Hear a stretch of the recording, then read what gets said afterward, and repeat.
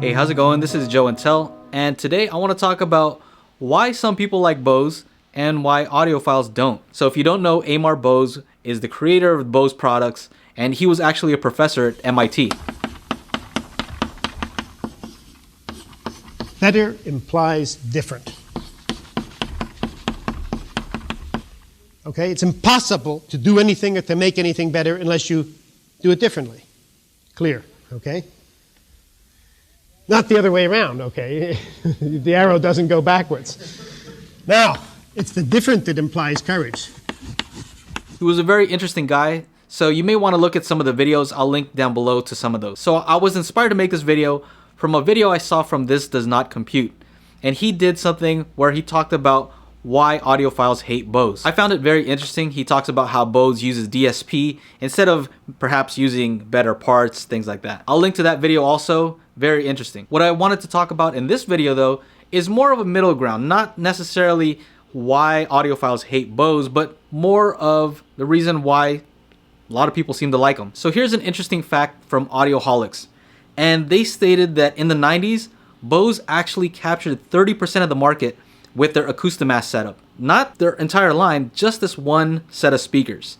That's pretty crazy. So what that tells me is that they're able to capture a segment of the market that the typical audio companies are not focused on. The folks over at Bose are targeting non-audiophiles. And the way they do that is partially in how they market, but also how they design their products. A lot of Bose products seem to focus heavily on convenience and ease of use. And that's something that's not typical of most audio products. Another thing that they do is they focus on the design. A lot of Bose's products look different than typical audiophile speakers. For example, take a look at their Acoustimass setup. The Bose Acoustimass were some of the first speakers that were a satellite system, meaning they had the small speakers and then they had the bass module tucked away somewhere else. At the time, that was very innovative. Also, take a look at the Bose 901. This is a very different and interesting design where it had a bunch of small drivers facing backwards. And so they had something called direct reflect. It was something that Bose focused on, and it was supposed to give you more of a live experience. Many would argue that it affected the imaging of the speakers, and we'll go into that a little bit later on. Another thing that I noticed is a lot of Bose products have a different sound signature, and we're going to go into more detail about that, but typically they have a little bit more bass, and the treble is a little bit more rolled off. Another thing is that Bose happens to make some pretty decent headphones and Bluetooth speakers. So they came out with some headphones that had the noise cancellation. I think they did a really good job. A lot of people still give it very good reviews. Now there are a lot of different headphones that do the same thing and maybe are more comfortable with a little bit better sound quality. But Bose was one of the first ones to come out with that technology. And they happen to make some pretty decent Bluetooth speakers also. I've had a few different ones. I actually own these. This is the Bose SoundLink 3. And for a Bluetooth speaker, I think it sounds a lot better than some of the other Bluetooth speakers that I've had. Now that's not saying much, but what I've found is that there's not much to complain about for a Bluetooth speaker. Yes, it's more expensive, but the build quality and the sound quality, I think is a step above some of the other Bluetooth speakers that I've had. Now, I know for myself, when I think of Bose, the first thing that comes to mind are those old Acoustimass that we talked about earlier. So the problem with that system is that they had these small Bose cubes that were supposed to take care of the mids and the highs, and then they had a Bose bass module that you would tuck in the corner. Now the problem with that is that there were holes in the frequency response. So there were certain frequencies that the bass module could not handle, and there were some lower frequencies that the mid-range and the treble couldn't handle. Also, the bass modules didn't go extremely low, and the cubes didn't really have the highs that you'd expect. And that's why a lot of people say no highs, no lows, must be Bose. The other reason a lot of audiophiles didn't like Bose was because a lot of their stuff is proprietary. So you can't just take speakers from this Acoustimass setup and start using them on your AVR receiver. They really relied heavily on you using all Bose products. So if one thing broke, you kind of had to get a whole new system. The other issue that audiophiles have with this is the price. Bose products are not inexpensive, and for the same price, people would argue that you could get better gear. Maybe it won't look the same, maybe it'll be a little bit bigger, but sound quality wise, it's gonna be superior to the Bose product. The other problem that people have with Bose is that they don't really allow you to compare between Bose and other speakers. Even at some of the big box stores, they'd have demos, but they wouldn't be in the same place as the other speakers. They'd have their own separate location just for Bose products. They also don't show specs on their website regarding frequency response, and that's kind of an issue because you don't know what you're getting. But we're gonna fix that because I've taken some measurements of some speakers that I have here that happen to be Bose speakers. Another problem that I have with Bose is it seems like people don't really move on from Bose. Once somebody gets a Bose setup, they think it's the greatest thing in the world, and so they're not even open to trying out different speakers because to them, Bose is the best. So here I have a Bose 301, and it's one of the older models, and these don't sell for too much. They're around $300, so nothing crazy, but very interesting design. One thing you'll notice is that it's designed to be placed horizontally. Another thing that you might notice is that this is a relatively small enclosure. Not huge, not small, but somewhere in the middle, but they were able to fit an 8-inch woofer. Now this is incorporating what they call direct reflect, which means that it does have tweeters that face the rear. And so it's meant to reflect off their walls, and it's kind of supposed to sound more like a live environment according to Bose. From my experience, it just kind of smeared the soundstage, so I didn't get a solid center image. And so that was my issue with these, is it does scatter the sound, but not in a way that I think is pleasing or accurate. So here I've taken some measurements of these Bose 301s. So as you can tell here, this might give some insight as to the Bose frequency response, maybe their own personal sound signature, and perhaps why people seem to like Bose. So it's real easy to dismiss people and say, oh, you like Bose, that's crap, blah, blah, blah. But in reality, what you'll notice here is that Bose tends to bump up the bass.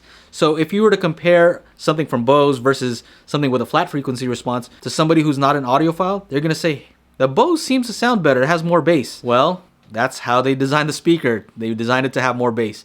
And they're not the only ones doing that. Beats is popular because they're bassy headphones. The other thing you'll notice is it does have rolled off highs, and that's partially because it has those tweeters that are facing to the rear and not facing directly forward. There are other speaker manufacturers like those from ELAC that kind of have a similar sound signature with a top end that's kind of downward sloping, and a lot of people seem to find that pleasing because it sounds less harsh, less fatiguing for long listening periods. But there is a point where the highs are too rolled off. And so here I would like to compare these with some SVS speakers. These are the SVS Prime Bookshelf speakers, and take a look at the frequency response between these two. Now the goal for most speaker designers is to create a sound signature that is flat. And as you can see from these graphs, it doesn't look like Bose is trying to do that whatsoever. At the end of this video, I'm going to be doing a sound demo, and you can listen to the difference between the original track, the Bose 301, and the SVS Prime Bookshelves. Alright, so I was editing this video and I realized that I had some Bose 201s that I had in the ceiling from when I was doing a Dolby Atmos setup here in my shop. So these are some older Bose speakers, and I wanted to see if they had a similar frequency response to the Bose 301s that I had.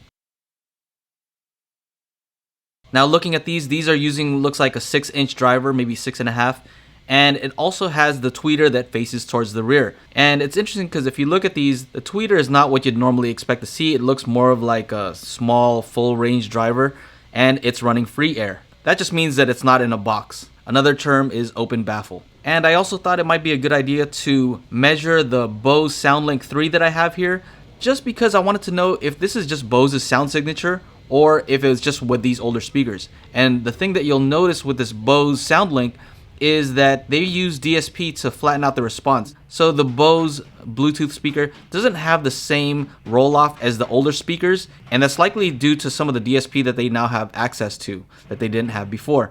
Sorry for the noise in the background here.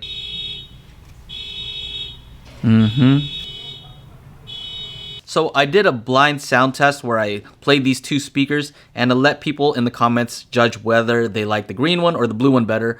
The green one is the SVS, the blue is the Bose. And out of 49 people, I found that 92% liked the green, the SVS better, and 8% liked the Bose better. Now, a comment that I got a few times was that the green was actually louder, and in reality, it is not. It's just that the way your ears perceive things and the way that a microphone or the software perceives it is different.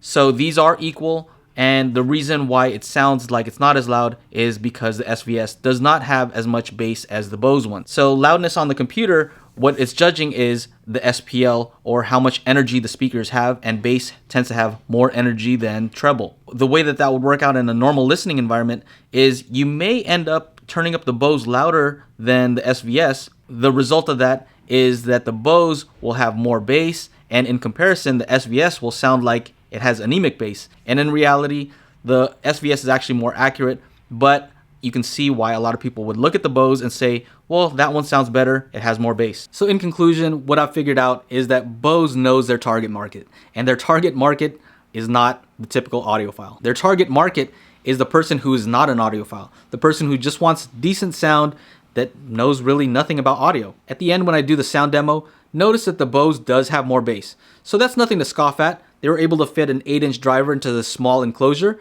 so it kind of makes sense. People do like more bass. Most audiophiles would even say that this is exaggerated bass, but people seem to like it. So the lesson here is that a lot of people do like Bose, and for decent reasons, and audiophiles don't like Bose, and they have their own reasons. I'm hoping that some of these audiophile focused companies start learning a little bit from Bose with regards to maybe ease of use, or maybe even enhancing the sound signature or giving people the option. And hopefully Bose can learn from the audiophile companies and be a little bit more open with their specs. So as with all speakers I review, I have to put them on the leaderboard. Let's see how they place. So these are the Bose 301 version 4 that sell maybe a little bit under $200 right now on Amazon. This is the older model. So let's see where it places as far as best bookshelf. Would have to place it pretty far down on this list. I'm gonna say towards the bottom, but above the Mica ON3s, but below the Ben Qs. Yeah, that's pretty harsh. That's pretty harsh. Yeah. Let me just see what else is here. You know what? Yeah, I'll have to put them there. All right, so as far as in the $500 price range, oh, I guess these are under $200, so I'm gonna have to put them slightly below this Vizio soundbar, so at the very bottom. And then for best overall, I'm gonna put them down. Let's see here, HomePod, Mica MB42. I'm gonna put them right here below the Trevolo. That's very harsh. Let me.